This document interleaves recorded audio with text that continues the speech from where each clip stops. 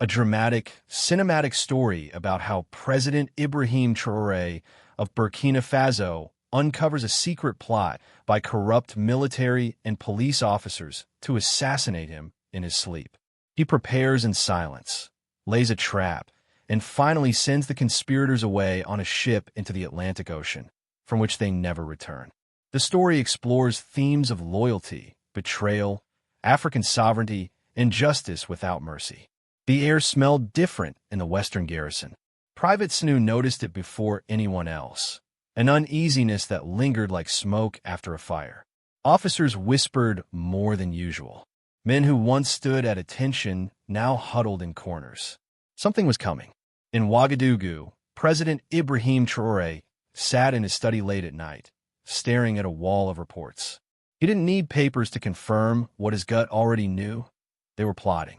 His instinct was never wrong, and this time was screaming. Colonel Kabore, once a decorated hero, now met with a French journalist in secret. But the journalist was no reporter. He was a spy. And the colonel? He had sold his soul for promises of luxury, power, and control. In exchange, he would help assassinate the one man standing in the way. A young guard in the palace overheard a coded phone call. He didn't understand all the words, but the tone was clear: conspiracy. He reported it through a secret channel that went directly to the president's private intelligence team. The alarm had been sounded. The corridors of the presidential palace grew darker. Not physically, but in spirit. Traoré began rotating staff, cross-checking loyalties. He knew the enemies weren't outside. They were inside, wearing the same uniforms, smiling the same smiles. He summoned his most loyal warriors, men and women he had fought beside in the north, people who had saved his life before. They became his eyes and ears, his ghost guard. No official titles, no recognition, just trust. He no longer slept in the same room twice. He removed the GPS chips from his motorcade vehicles. He even stopped drinking coffee made by palace staff. Paranoia? Perhaps. But it would keep him alive. The Ghost Guard trained underground, literally. In the depths beneath the capital, they practiced how to move silently, how to disable cameras, how to ambush in tight corridors.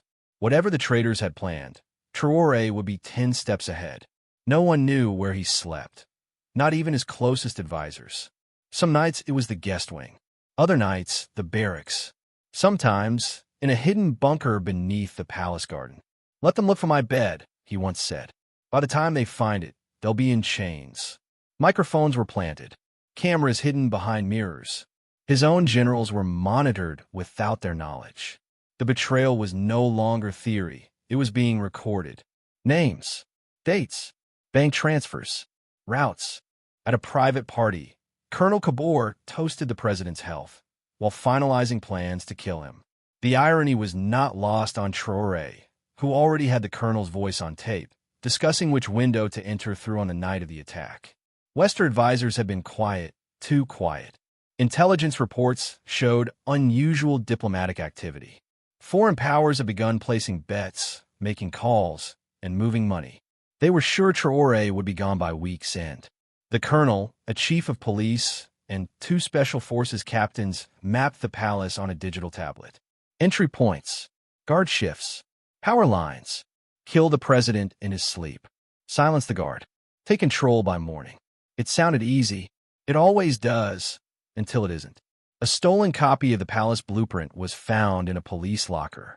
Traoré smiled when it reached his desk. "They think they've mapped out my death," he said.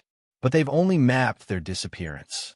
They chose midnight, when security would be weakest, when guards would be tired, when the city would be silent. But they didn't realize Traoré never sleeps at midnight.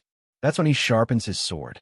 They entered quietly, just as planned, disabling power, walking like ghosts. Their boots made no sound on the marble. The air was heavy. Then came the sound, one snap of a finger. Floodlights exploded. Dogs barked. Dozens of elite guards emerged from behind pillars, trees, even a fountain. Laser sights locked on. And then above them, Traoré appeared. "You wanted to kill me in my sleep?" he shouted. Asterisk, "I haven't slept in weeks." "But you..." Asterisk, "You're dreaming if you thought I didn't see you coming." Weapons dropped. The colonel fell to his knees. Others ran, but the dogs were faster. The ghost guard was faster. The palace courtyard became a courtroom. Soldiers dragged out voice recordings, photos, stolen maps, bribes. The conspirators were exposed, live, on national television. Their faces told a story of defeat, of guilt, of fear. There will be no trial, Traoré said. You conspired to murder your own president. Your punishment has already been decided. They begged. They cried. It didn't matter. That night, they were chained and loaded onto a military truck. No one knew their destination. The people of Ouagadougou watched in silence as the convoy left. At a secret port, an old naval ship waited. Rusted, stripped, but functional. One by one, they were placed aboard. Food for 3 days. No radio.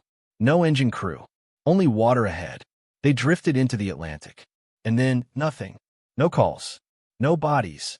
No graves. Just silence. The next morning, President Traoré stood before the nation. I knew they were coming. I felt it in my soul. I waited. I watched. And now they are gone. Let this be a message. Burkina Faso is not a playground for traitors. Not while I breathe. The people rejoiced. Drums echoed through the capital.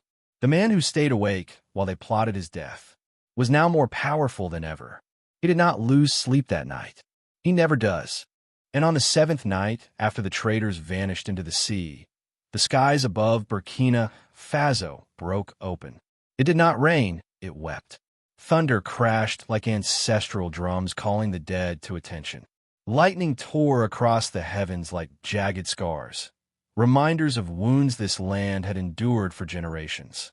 The rain fell heavy and wild, not as punishment, but as purification, as if the spirits themselves had come to wash away the footprints of betrayal. In the palace, no candle burned, no speech was prepared, no victory was declared. And yet, something in the air had changed. Ibrahim Traoré stood alone in the Hall of Resistance, a chamber beneath the palace built from the very stone of the Sahel. Around him hung relics of past revolutions, bloodstained flags, burned boots, photographs of heroes and martyrs. Ghosts lined the walls. He did not speak to them. He didn't need to. They had watched him, and they approved. He moved slowly to the center of the room and knelt, not out of weakness, out of reverence. He placed his hand on the ground, the same ground that had buried warriors, prophets, rebels, and kings. The same ground foreign empires had tried to own. The same ground traders had sold for coin. But it was still here, still sacred, still sovereign. And in that moment, Traoré did not feel like a president. He felt like a bridge between what had been and what must never be allowed to return. Outside, the people gathered, not with drums or songs, but with silence. A silence deeper than mourning. A silence stronger than applause. They stood in the rain, shoulder to shoulder, soaked and proud. Mothers, children, soldiers, elders, all waiting, watching, knowing. Not one word had been spoken to the public about what had happened at sea. And yet everyone knew, from the fisherman in Banfora to the student in Kaya, from the mechanic in Gawa to the imam in Jibo. Everyone knew, not because the government said it, but because the earth remembered, and the sea had taken its share. One old woman near the palace whispered, "He didn't send them to die. He sent them to be forgotten." Inside, a storm lantern flickered to life. Traoré stood again. His eyes were tired, but his spine was steel. A young aide approached him and asked softly, "Monsieur le President, what now?" He looked out through the high windows, where lightning struck the horizon behind the silhouettes of the people. His people. And he answered, not with politics, not with vengeance, but with a promise. Now, we build a nation no traitor can ever poison again. A country so awake, no one dares dream of betrayal. He stepped onto the palace steps, coat soaked, boots firm, and faced the crowd. No microphone, no barrier, just man and people.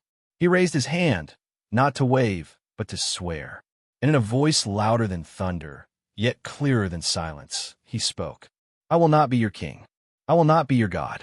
I am the wall between you and the storm.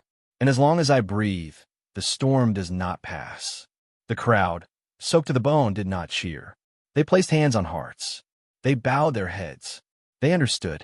Far beyond the shores of Burkina Faso, news outlets scrambled for the story. Foreign leaders whispered in closed rooms. Intelligence agencies filed reports under red labels. But none of them understood what had truly happened. Because what happened wasn't a military operation. It was a rebirth. A new page had turned in African history. One not written in blood, but in resolve. And so ended the night they tried to kill Traoré.